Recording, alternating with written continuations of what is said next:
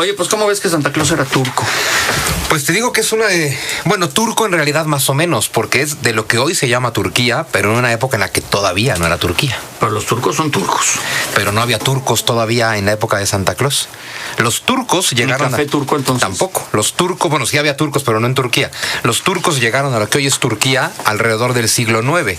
Es decir, en la época de San Nicolás de Bari, conocido como Papá Noel, como San Nicolás o como Santa Claus, que es de una ciudad, justo de la ciudad de Mira, en lo que hoy es Turquía, que en esa época era el Imperio Romano. Todavía aquí esta no tienes con qué. Este valor no lo vas a poder bajar. Venga. Resulta que Rodolfo, el líder de la manada, era mujer. No hombre. ¿Era Rodolfa? Era Rodolfa. Pues está bien por aquello de la igualdad de género. No. Era Rodolfa. Ahí cae. No, me parece muy bien. Resulta que los del Departamento de Pesca y Caza de Alaska. Ok. No, de verdad, ya pensaste que iba a ir por otro lado, ¿no? Sí. No, te prometo que no. Y si bien tanto renos machos como las hembras tienen cuernos, los machos los pierden en el invierno y normalmente a finales de noviembre, mientras que las hembras los conservan hasta la primavera. O sea que si Rodolfo tiene renos cuando está volando en Navidad es porque es hembra. Es correcto. No renos, cuernos. Cuernos. O sea que tiene cuernos porque es hembra. Exacto. Bueno, platícanos de Santa Claus. Vamos con la historia de Santa Claus. Pues mira, Eddie, con la historia de Santa Claus, igual que con la Navidad, igual que con el Día de Muertos, igual que con San Valentín, igual que con cualquier cantidad de festejos que tenemos hoy en día, estamos celebrando festividades de tiempos del Imperio Romano, que simplemente han ido cambiando su significado, pero que se festejan exactamente igual, ¿no? De la Navidad hablamos el año pasado, que finalmente pues ya en el Imperio Romano se festejaba el nacimiento del sol el 25 de diciembre y se honraba a una serie de dioses polares como Apolo, como Helios, como Amon-Ra, como Mitra, como el sol Invictus, en fin. Y que antes de, y aquí viene la parte interesante, la Navidad, como quien dice, no tiene un origen cristiano. Con todo y que se festeja el nacimiento de Cristo, pues resulta que ese tipo de festividades al nacimiento del sol se venían haciendo desde antes, el 25 de diciembre, pero con un detalle muy interesante. El 25 de diciembre era el nacimiento del sol, con todos estos dioses que ya les he comentado. Los 9 días anteriores al nacimiento del sol eran 9 días en las que se celebraba al dios Saturno. Saturno en la mitología romana, que es Cronos en la mitología griega, y de ahí vienen las posadas. La tradición de 9 días de posadas también se venía haciendo desde tiempos romanos. Había 9 días de Saturnalias. Entonces estas Saturnalias terminaban con el nacimiento del sol el 25 de diciembre, que es lo que hoy es la Navidad. Pero lo interesante es que la costumbre de las sol se llaman solidarias. No creo. No creo. Total que las Saturnalias se festejaban 9 días y al final de las Saturnalias, que era el 25 de diciembre, existía la costumbre de que los adultos le daban regalos a los niños. Entonces, ahí está desde tiempos romanos el nacimiento del sol convertido en Navidad, las Saturnalias convertidas en las posadas, y ya desde entonces la costumbre de dar regalos en la cena del día del nacimiento del sol, que es el 25 de diciembre. Entonces ya desde ahí la costumbre de dar regalos. Ahora el punto es, ¿quién es quien otorga estos regalos? Efectivamente, Santa Claus, si relacionamos a Santa Claus con San Nicolás, efectivamente este San Nicolás viene de lo que hoy sería Turquía, aunque en aquel entonces no era Turquía, pero en realidad San Nicolás relacionado con Santa Claus es algo que se inventó la Iglesia Católica más o menos hasta el siglo IX o siglo X. En realidad, el primer personaje que se convirtió en Santa Claus fue nada más y nada menos que el dios Odín. Y esto es muy importante, algo que cuando hablamos del Imperio Romano y de la Iglesia Católica hemos comentado en otras ocasiones, que cuando el emperador Constantino en el año 313 aprueba el culto cristiano y luego en el 325 convoca el primer concilio en el que se establece el dogmatismo cristiano y luego en el año 370 se impuso el cristianismo como culto único en el Imperio Romano. Cuando el cristianismo se convierte en la religión de Estado del Imperio Romano, se enfrenta a la necesidad de empezar a transformar diferentes fiestas paganas de diferentes pueblos en fiestas cristianas. Y entonces resulta que ya teníamos entre los pueblos germánicos, es decir, los pueblos que estaban al norte del Imperio Romano, pero con mucha influencia romana. ¿Otomano o romano? Pregunta Guillermo Calderón. Romano.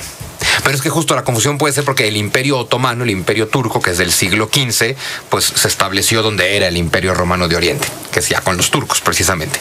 Bueno, total que los pueblos germánicos y los pueblos nórdicos, los vikingos, los varegos, es decir, los que hoy serían los suecos, los daneses, los alemanes, los holandeses, etcétera. Donde están todas las feas.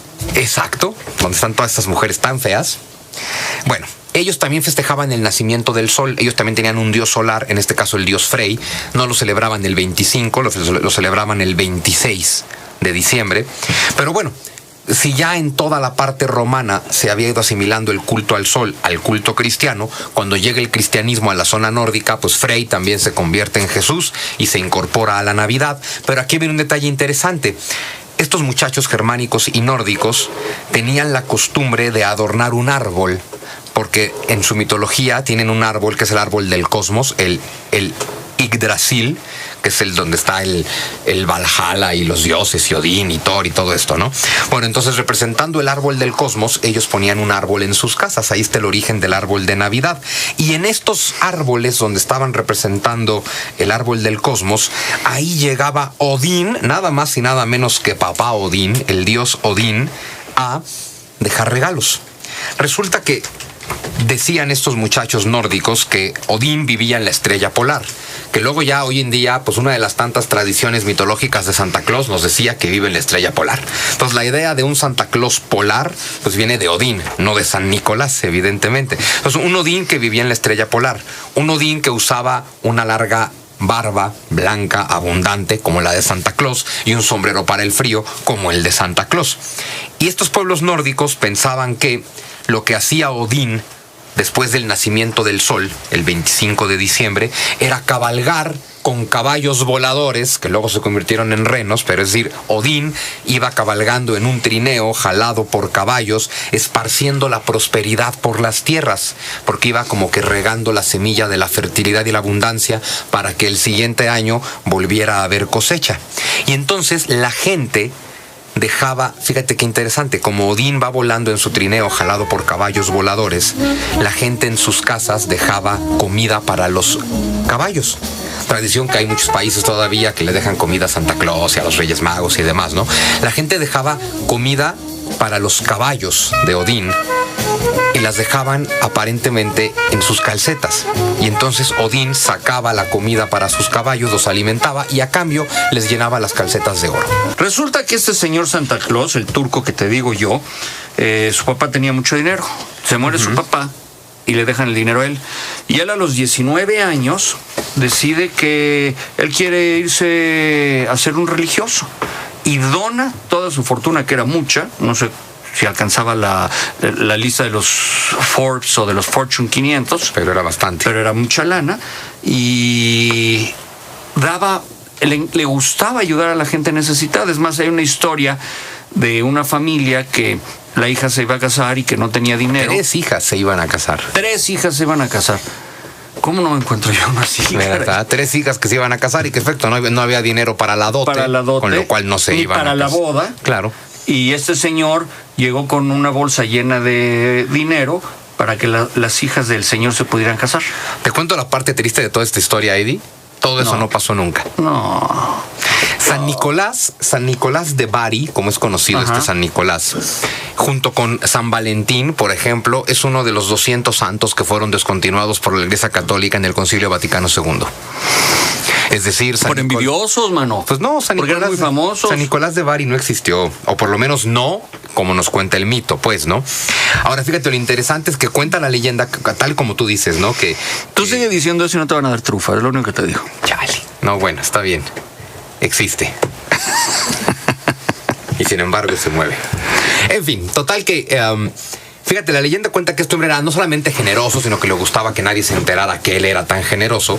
Entonces cuentan que ni siquiera es que les haya ido a regalar el dinero, el oro a esta familia o a estas muchachas o a su papá, sino que lo que hacía lo que hizo fue entrar por la ventana y dejar las calcetas llenas de oro. Es decir, lo mismo que se supone que hacía Odín, lo mismo que pensaban los nórdicos y germánicos y varegos y vikingos que hacía Odín, la misma tradición de las calcetas llenas de oro, esto es lo que de pronto se empieza a decir que hacía San Nicolás. Pero es que por eso te decía hace rato que lo mismo que con todas las demás festividades paganas que la iglesia cristianizó, pues dejan ciertas leyendas y nada más les van cambiando el simbolismo. Entonces, en este caso, por ejemplo, el culto a Odín, el culto a Freya, el culto a Thor, todos estos obviamente fueron satanizados por la iglesia, pero como finalmente tienes a pueblos que están muy metidos en estas tradiciones y en estas religiones, pues dejan los simbolismos más importantes. En este caso es, por ejemplo, se supone que Nicolás de Bari muere en el siglo IV, fue canonizado hasta el siglo IX, y es tras su canonización cuando se empieza a difundir la leyenda de la generosidad de este hombre tan parecido a Odín. Por eso digo que es uno de tantos procesos de sincretismo religioso. Pero digamos, es que ahora hay muchos Baris Nicos. No, ahí sí no la agarré. Nicolás de Bari le llevaba la lana a los niños pobres y a las familias pobres y entraba a las casas a dejarlo. El Bari Nico, que son los actuales, son los que entran a las casas, se roban el dinero y no dejan nada. Claro, efectivamente es una tradición navideña. Es una tradición navideña que, así es, que se equivocaron nada más. Todo ha de haber sido porque escribieron mal el nombre en el registro civil. Pues sí. Total que mira, entonces para mí pues la imagen que tenemos de Santa Claus, mucho más que parecerse a San Nicolás de Bari, que era un arzobispo católico del siglo V, se parece más a Odín. ¿Has visto qué carne nos trajeron? Sí, estoy extasiado con ese pedazo de carne. Es un tomahawk que Sun Tzu se lo quiere comer con las manos. Al estilo Pedro Picapiedra, gritar Yabba Dabba Doo, por supuesto. ¡Yo Vilma! Es una vaca entera. Es una vaca entera. Y muchas delicias que ahorita vamos a probar, Sun Tzu, así que hay que apurarnos. Bueno, termino rápido entonces. Órale. Pues mira, entonces en realidad tenemos que es una mezcla, Santa Claus, una mezcla entre San Nicolás de Bari y todas las tradiciones del culto al dios Odín. Y ya luego hablando de su nombre actual y su iconografía, la historia es muy simple. Santa Claus aparece por primera vez en el continente americano en 1624. Llega junto con los inmigrantes holandeses, que fueron de los fundadores originarios de las colonias británicas. Para ellos se llamaba Sinterklaas. Sinterklaas, más específicamente en holandés. Bueno, Sinterklaas es Santa Claus de los holandeses. Ellos lo traen a América. Se va a quedar con ese nombre un buen rato hasta 1809, cuando uno de los escritores más famosos de aquella época en Estados Unidos, Washington Irving, el que escribió la leyenda del jinete sin cabeza, también escribió una historia de Nueva York en la que cuenta cuestiones navideñas, y ahí él es el que a Sinterklaas le pone Santa Claus. Entonces Santa Claus se llama Santa Claus desde 1809. Luego es en 1823 cuando otro poeta gringo, Clement Clarke Moore, es el que define a Santa Claus más o menos con el traje como lo conocemos, y el que pone los renos, y el que habla por primera vez de Rodolfo, el reno de la nariz roja. Que ya vemos que es Rodolfo. Que ya vemos que es Rodolfa. Es Clement Clarke Moore en 1823. Luego es en 1863 cuando un gringo alemán llamado Thomas Nast, que es dibujante de tiras navideñas, hace la figura de Santa Claus más o menos como la conocemos hoy. Luego va a hacer una serie de campañas publicitarias de finales del siglo XIX, quienes van a ubicar a Santa Claus viviendo en el Polo Norte, aunque eso es retomando también el mito de Odín. Y luego finalmente es en 1931 cuando Coca-Cola le da a Santa Claus su formato original, marca registrada, cabe señalar. Santa Claus, como lo conocemos, el rojo, barbón, su traje rojo con blanco, las barbas, es creación de Coca-Cola en 1931. Y va a ser hasta 1949 cuando Santa Claus hace su aparición en México. Fue por primera vez en la Navidad del 49, en algunos almacenes del centro de la Ciudad de México, cuando por primera vez en un escaparate apareció la figura de Santa Claus, que gracias a la publicidad de los medios de comunicación para 1950 ya era muy popular.